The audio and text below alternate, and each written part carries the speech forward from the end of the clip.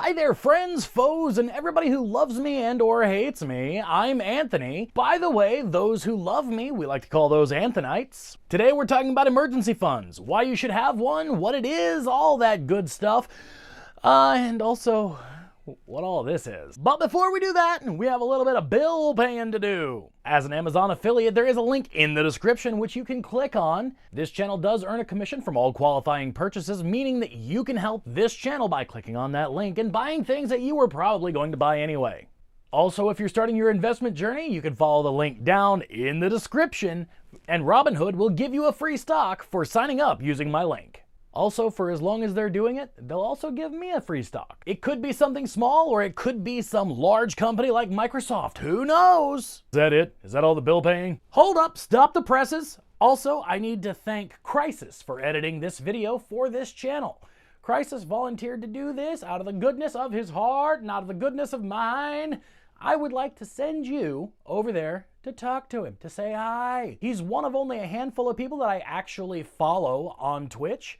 And he's awesome. He plays FPS games, and he dabbles in other stuff. But it's mostly the FPS games, like, you know, the Calls of Duty and I said duty.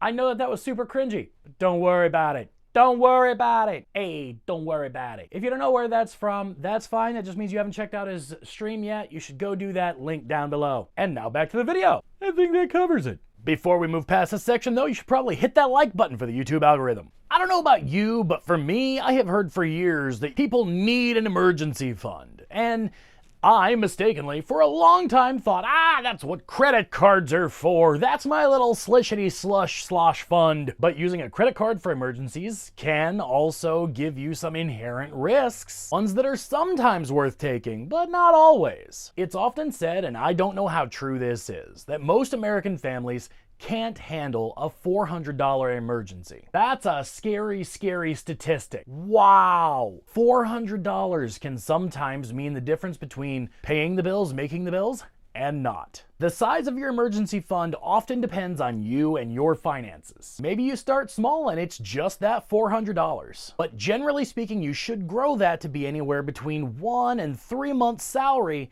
just to make sure that everything is covered. And a bunch of people who know what they're talking about say that an emergency fund should actually come before paying off some debts. But why would someone say that? Well, here's the thing. Having an emergency fund can help you pay off debts, because when or if something comes up, you'll be able to make sure you make those payments as you had planned without an emergency derailing you. At the very beginning, when you're building an emergency fund, it can also help you in setting up a budget. Because at first, when you're setting a budget and you are trying to restrict all of your discretionary spending, sometimes things slip through the cracks. A bill that really only pops up, like let's say once every 6 months or so, might not make it into your budget, like let's say car insurance or something like that. So this emergency fund can help you make sure that while you're still on that whole like let's figure out the budget thing, that you actually have everything taken care of. If you only have one source of income, let's say your regular 9-to-5 job, or if you work afternoons or even midnight shifts, you only have that one job. So if something happens, if you get laid off, if you get sick, if you don't have the necessary either vacation or sick time to be able to take off because something has happened, well, that's what your emergency fund is for. Or let's say maybe you're a self-employed contractor, a full-time YouTuber, or maybe, you know, you just sort of work the gig economy. Having something like this can mean the world when and if something happens. Something happens to your car when you're an Uber driver. You've got that emergency fund to get it taken care of, get you back on the road and making money. Let's say you're a digital artist. Something happens to your computer. Oh my goodness, that would absolutely suck, but this emergency fund keeps you trucking.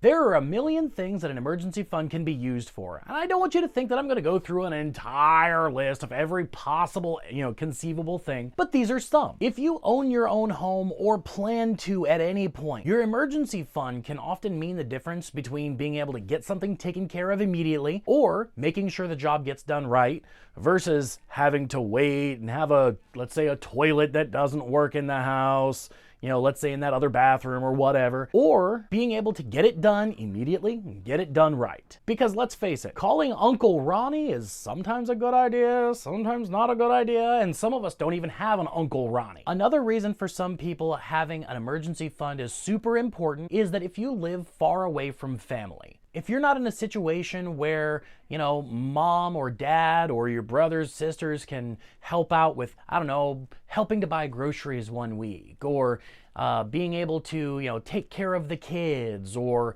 something like that. If you are completely and utterly self-sufficient and you don't have that support system around you, that emergency fund is exactly what that is for when you need it. There's a good chance that right now that you don't have medical issues. Maybe you do, but a good percentage of the people watching this don't have something that they're actively being treated for. But that doesn't mean that you don't need something set aside for what if. Many of us have high deductible insurance, or even, something where we may need to cover some sort of a thing before the insurance pays us back. Having an emergency fund is essentially just basically your I got it fund.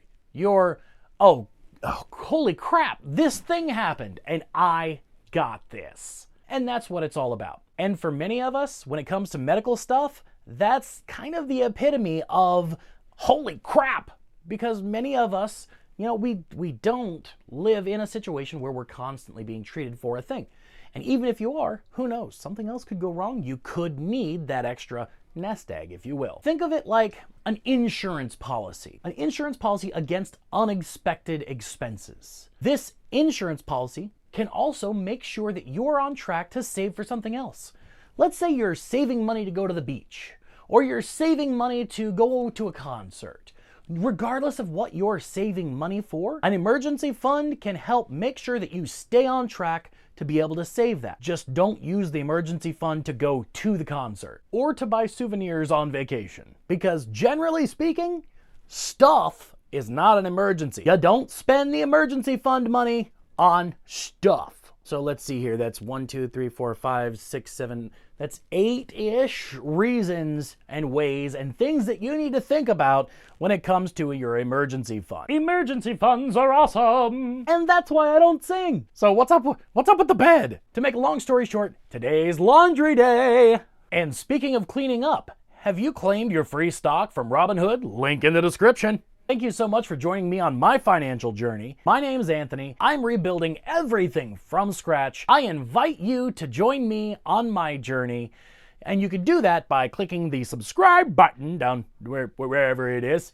And also, just as a quick little note, if you haven't already, you should probably turn that like button blue, because they really, really like that. Just tap the like button and turn it blue. I hope that this video has been helpful for you. If it has, let me know in the comment section down below. If there's anything I've forgotten, if you think maybe, possibly, that I should maybe revise this list, or maybe, there's something that I should do in the future, video idea, whatever, leave it down there in the comment section, and I do read everything. I may not respond to everything, but I do read it all. Till next time, don't forget to like, subscribe, and do all those things that absolutely, positively make me love my job. Also, be awesome to yourself and amazing to each other, financially and otherwise. Oh, the things that are currently here. Yeah, you should probably click one of these. One of them is a link to the channel. One of them might be a link to the Patreon, which you could totally support me on. And then I think Google around here somewhere